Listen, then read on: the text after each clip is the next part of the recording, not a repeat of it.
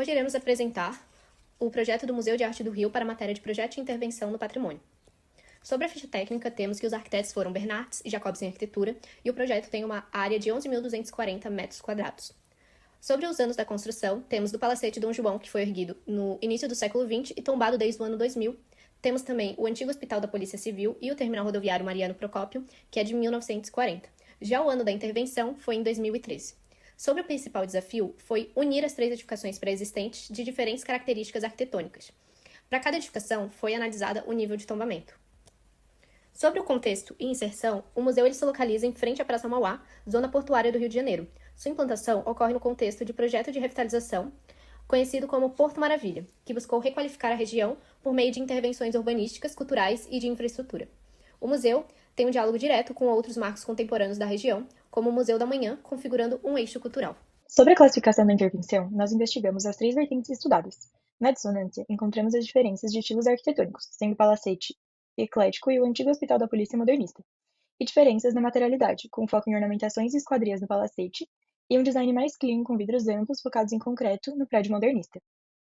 Na consonância, percebemos o alinhamento do pavimento térreo, os formatos retangulares repetidos, com pavimentos bem demarcados pelas linhas horizontais das fachadas, e o ritmo nas esquadrias.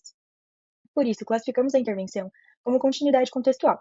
As 2 formas se completam e se equilibram, cada uma com seu estilo arquitetônico, sem se sobressair à outra. Além disso, ainda foi retirado o último pavimento do prédio modernista, para dar mais equilíbrio às 2 edificações. Também é importante ressaltar a icônica cobertura unindo as 2 edificações, sem descaracterizá-las. Remete às ondas do mar, lembrando o início do povoamento da área, visto que o palacete era a sede da Inspeitoria dos Portos no século XX. Aqui conseguimos entender melhor como são essas 3 edificações.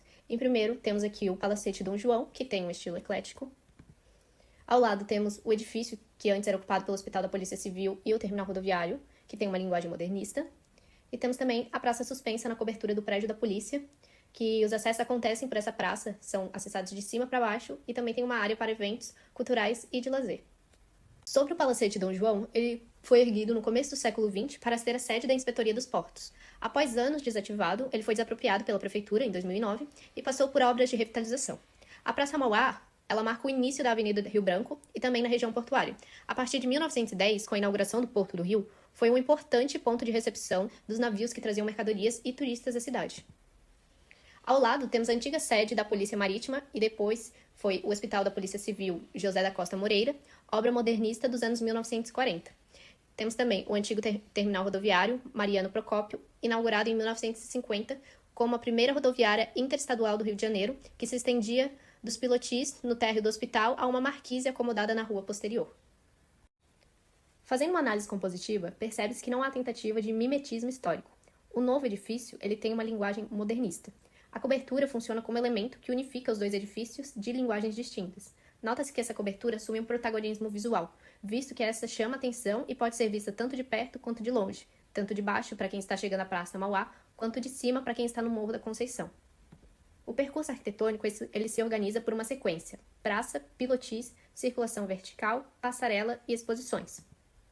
Eles também realizaram a remoção do último pavimento para equilibrar a altura de ambas construções. Aqui nessa primeira imagem a gente consegue perceber como que era esse edifício antigamente, que ele era mais alto do que o palacete. Sobre a compatibilização de técnicas e materiais do palacete, ele teve seu exterior apenas restaurado e conservado, mantendo os elementos arquitetônicos condizentes com a arquitetura original, e foi escolhido como sede do museu porque o seu interior já era mais amplo, então foi adaptado para a nova função, com a criação de galerias e salas para o museu. Já o prédio modernista foi o que sofreu mais alterações, sendo ele todo demolido e mantendo-se apenas os elementos estruturais. Sua ideia principal foi mantida, a essência modernista foi ressignificada. A fachada, com esquadrias em toda a extensão, foi trocada por esquadrias piso-teto de vidro translúcido, deixando as linhas de concreto mais suaves e marcando apenas as lajes e pilares de concreto, que são possíveis de enxergar no interior do edifício graças aos vidros translúcidos. Os pilotis do térreo também foram mantidos, mantendo essa essência modernista. Já a cobertura é o que mais impacta visualmente. São 800 toneladas de laje de concreto com concavidades que imitam as ondas, feitas em moldes de isopor todos regulares. Tudo isso é sustentado por esbeltos pilotis, dando a impressão de leveza. Um ponto importante da cobertura é que ela seguiu a altura da cúpula existente no palacete eclético, mantendo a mesma altura e não se sobressaindo. A cobertura também foi instalada de modo que apenas gerasse uma conexão, mas não impactasse visualmente ou descaracterizasse o edifício histórico eclético. tanto que ele não chega nem até a metade do edifício. É apenas uma conexão entre o novo e o antigo. Não foram encontradas estratégias bioclimáticas utilizadas pelos arquitetos para a composição desse projeto. Por isso, analisamos a arquitetura existente. O palacete foi potencializado com as qualidades bioclimáticas já existentes. Essas edificações históricas geralmente já possuem paredes externas mais espessas que contribuem para o equilíbrio térmico. Os pés direitos altos, combinados com as aberturas verticalizadas e a planta livre, contribuem para a ventilação cruzada, tornando o ambiente fresco e com equilíbrio térmico combinado com as paredes externas espessas. As esquadrias do edifício modernista foram trocadas de transparentes para translúcidos. Sendo assim, a iluminação continua homogênea, mas existe uma barreira contra a insolação extrema. O térreo foi mantido com os pilotis, sendo um ambiente muito amplo e de permanência, porque fica sombreado e muito ventilado. A cobertura segue a mesma lógica do térreo.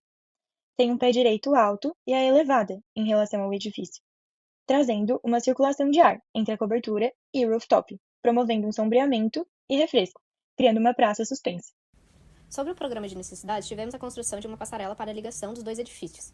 O visitante ele consegue iniciar a visita no primeiro prédio, explorando as atividades até o último pavimento, e então passar para o segundo prédio sem ter que voltar ao começo do primeiro, tornando assim a exploração das edificações mais interessante e dinâmica. Aqui temos um gráfico para entender melhor como funciona esse programa de necessidades.